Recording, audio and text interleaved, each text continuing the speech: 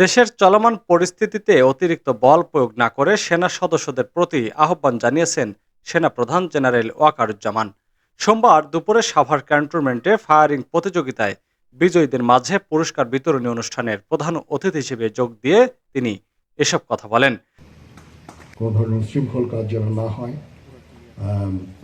বল প্রয়োগ করা যাবে না। মাঝে মাঝে এই কাজগুলো করতে যেয়ে কিছু বল প্রয়োগ হয়ে যায়, সেগুলো যথাসম্ভব বল প্রয়োগ করতে গেলেও অত্যন্ত একেবারে প্রপোর্শনেট যেন হয় এবং যত কম বল প্রয়োগের মাধ্যমে কাজগুলো করা যায় ততই ভালো। সেনাবাহিনী প্রধান এ সময় আরও বলেন, বাংলাদেশ সেনাবাহিনী দেশের শান্তি শৃঙ্খলা রক্ষায় কাজ করে যাচ্ছে।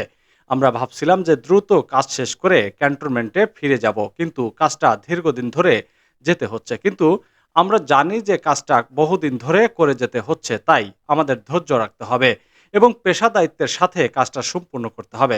সুতরাং দেশ ও জাতির জন্য আমাদের কাজ করে যেতে হবে এবং যতদিন আমরা দেশে একটা নির্বাচিত সরকার না পাই ততদিন শান্তি শৃঙ্খলা রক্ষায় আমাদের কাজ করে যেতে হবে। দায়িত্ব পালনের সময় উচ্ছৃঙ্খল কাজ করা যাবে না, এটা আমাদের খেয়াল রাখতে হবে এবং কাজ করতে গিয়ে বল প্রয়োগ করা যাবে না। এ সময় সেনাবাহিনীর প্রধান নিজে ফায়ারিং অংশগ্রহণ করেন। সাভার সেনাবাহিনীর ৯ম পদাতিক ডিভিশনের জিওসি মেজর জেনারেল মঈন খান সহ সেনাবাহিনীর ঊর্ধ্বতম কর্মকর্তা উপস্থিত ছিলেন।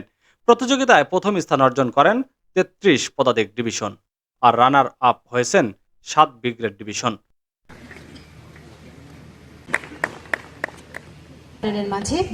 শাকিল শেখ, ভোরের খবর, সাভার, ঢাকা। ইভেন্ট বাংলাদেশ সেনাবাহিনীর জন্য।